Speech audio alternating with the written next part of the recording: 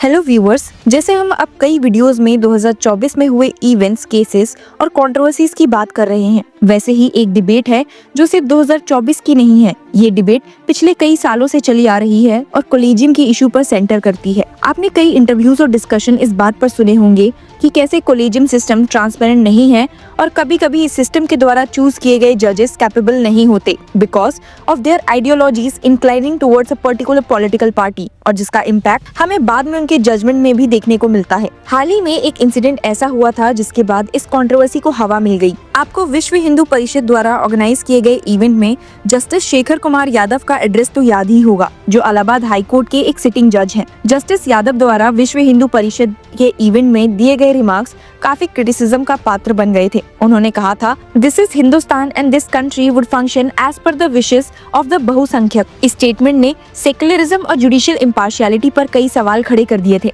Senior advocate Kapil Sibal और 50+ opposition MPs ने राज्यसभा में एक नोटिस फाइल किया जस्टिस यादव की इम्पीचमेंट के लिए। इनका कहना था कि उन्होंने 1997 के सुप्रीम कोर्ट के restatement of values of judicial life का वायलेशन किया है। Campaign for judicial accountability and reforms यानी कि CJAR ने भी उनके अगेंस्ट एक इन हाउस इंक्वायरी और सस्पेंशन की डिमांड की थी। जैसे जैसे ये डिबेट आगे बढ़ती गई, सवाल ये रेज होने लगे कि क्यों ऐसे जजेस को एलिवेट किया जाता है और क्या इसमें कोलेजियम का फॉल्ट है। अब इन्हीं सब कंट्रोवर्सीज के बीच एक ऐसा मूव सुप्रीम कोर्ट कोलेजियम की तरफ से देखने को मिला है जो काफी ज्यादा शॉकिंग है और शायद इतिहास में पहली बार हुआ हो। हालांकि जुडिशियल अपॉइंटमेंट्स का प्रोसेस हमेशा से ही डिबेट्स और कंट्रोवर्सीज के सेंटर में रहा है, लेकिन इस बार एक नई अप्रोच ने सबका ध्यान अपनी ओर खींच लिया है। ये परसेप्शन की लाइनेज या फैमिली बैकग्राउंड मेरिट को हमेशा ओवरपावर करता है। जुडिशरी के हाई लेवल अपॉइंटमेंट्स में एक ऐसे प्रपोजल के जरिए चैलेंज किया जा रहा है जो सिस्टम को ज्यादा इंक्लूसिव और मेरिट बेस्ड बनाने का वादा करता है।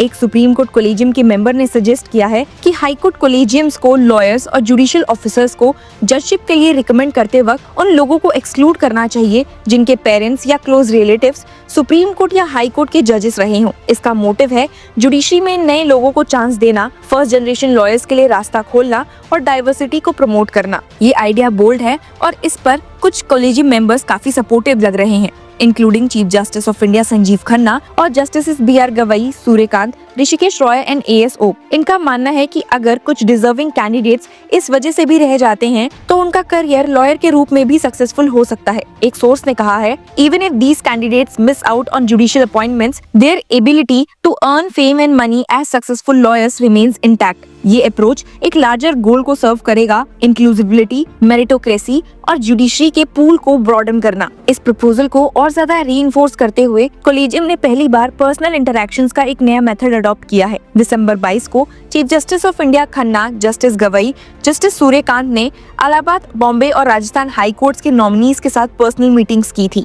ये इंटरैक्शंस कैंडिडेट्स की बायोडाटा और इंटेलिजेंस रिपोर्ट्स के परे की गई सूटेबिलिटी को और अच्छे से समझने के लिए की गई थी। एक सोर्स ने बताया है that following the deliberations with the Allahabad High Court judge, it became evident that meeting prospective judges personally is crucial to understand their suitability beyond written records. ये प्रैक्टिस 2018 के बाद से लगभग खत्म हो गई थी, लेकिन अब इसको रिवाइव करते हुए जुडिशरी में ट्रांसपेरेंसी और अकाउंटेबिलिटी को प्रमोट करने की कोशिश की जा रही है। ये नई पर्सनल इंटरैक्शंस न सिर्फ कैंडिडेट्स की टेक्निकल एबिलिटीज को जज करने का एक टूल है, बल्कि उनकी इंटीग्रिटी और कॉन्स्टिट्यूशनल वैल्यूज को समझने का भी एक तरीका है। अब ये सब रिफॉर्म्स इसलिए हैं क्योंकि विश्व हिंदू परिषद की रीसेंट कंट्रोवर्सी ने सबको सोचने पर मजबूर कर दिया और लोगों से जुडिशरी को काफी बैकलैश फेस करना पड़ा। जस्टिस यादव के साथ 30 मिनट इंटरैक्शन में कोलेजियम ने डिस्कस किया कि क्या उनका conduct Bangalore principles of judicial conduct का वायलेशन करता है। ये प्रिंसिपल्स जुडिशियल न्यूट्रलिटी को एम्फसाइज करते हैं और पब्लिक स्टेटमेंट्स के थ्रू इम्पार्शियलिटी को कॉम्प्रोमाइज करने से रोकते हैं। जस्टिस यादव की एक्सप्लेनेशन के बेसिस पर कोलेजियम ने उनके अगेंस्ट एक इन हाउस इंक्वायरी या उनका ट्रांसफर करने का प्लान किया है। CJ खन्ना ने उनसे एक 1-to-1 मीटिंग भी की जो जुडिशियल न्यूट्रलिटी और कॉन्स्टिट्यूशनल प्रिंसिपल्स की इंपॉर्टेंस को समझाने की एक कोशिश थी। फिलहाल उनका केस अभी पेंडिंग है और ऐसा लगता है कि उन्हें कोलेजियम के सामने फिर से प्रेजेंट होने का मौका नहीं मिलेगा। इंटरपर्सनल इंटरेक्शंस को दोबारा इंट्रोड्यूस करना कॉलेजियम का एक प्रोएक्टिव स्टांस दिखाता है। ये ट्रांसपेरेंसी और इंटीग्रिटी को जुडिशरी में और ज्यादा इनहांस करने की कोशिश है। जुडिशरी की इम्पार्शियलिटी पर बढ़ती स्क्रूटिनी के बीच ऐसे स्टेप्स पब्लिक कॉन्फिडेंस को ब्लॉस्टर कर सकते हैं। Bangalore principles of judicial conduct जो 2002 में अडॉप्ट की गई थी, एक ग्लोबल एथिकल बेंचमार्क है। ये प्रिंसिपल्स उस वक्त लागू होते हैं जब एलिगेशंस जुडिशियल मिसकंडक्ट के ऊपर होती हैं। कॉलेजियम का ये एफर्ट दिखाता है कि वो इन प्रिंसिपल्स के साथ अपनी कमिटमेंट को मेंटेन करते हैं, जुडिशरी की सैंसिटी को प्रिजर्व करते हुए। लीनेज वर्सेस मेरिट का ये डिबेट और जुडिशरी में कंडक्ट रिलेटेड कंट्रोवर्सीज एक पिवटल मूवमेंट को दर्शाती है। कॉलेजियम के रीसेंट स्टेप्स ये दिखाते हैं कि कैसे वो ट्रेडिशन और प्रोग्रेस के बीच एक बैलेंस बनाने की कोशिश कर रहे हैं। इसका कोर एम है जुडिशरी सिर्फ लीगल एक्सेलेंस का ही नहीं बल्कि फेयरनेस और इंक्लूसिविटी का भी एक मिसाल बने। तो देखते हैं कि 2025 में कैसे ये नई अप्रोच ऑन ग्राउंड दिखाई देती है। पर उससे पहले आपका इस बारे में क्या कहना है? Do let us know in the comment section and keep following law chakra for more such legal news and updates. लेकिन जो कठमुल्ला है जिसे कह लीजिए आप, सब गलत है, लेकिन कहने में गुरेज नहीं है, क्योंकि वो देश के लिए घातक हैं, बिगाड़ने वाले लोग हैं, जनता को बरगलाने वाले लोग हैं, देश आगे ना बढ़े इस प्रकार के लोग हैं। उनसे सावधान रहने की जरूरत है, क्योंकि ये जो कानून बिल है ये केवल और केवल उन पर्सनल लॉ में आई बुराइयां तक ही सीमित नहीं है। ये जब बुराइयां दूर होंगी तो निश्चित रूप से हमारा देश भी प्रगतिशील होगा।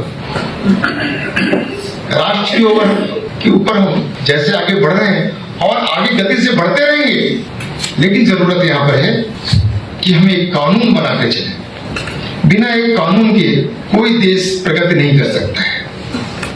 आज आप लोग यहाँ पर आए, छोटा सा विषय रखा, विषय बहुत बड़ा है, बड़े बृहद है।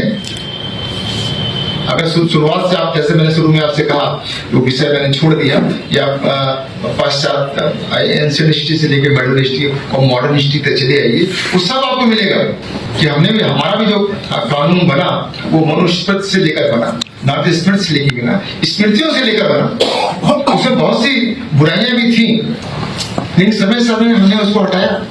आपके अंदर भी ठीक है, आप अपने शरीयत से चलिए, आप अपने कुरान से चलिए, आप हमें गुरेज नहीं। आप पूजा किसी विधि से करिए, आप हमें गुरेज नहीं। आप विवाह किसी विधि से करिए, आप हमें गुरेज नहीं। गुरेज है किस बात से?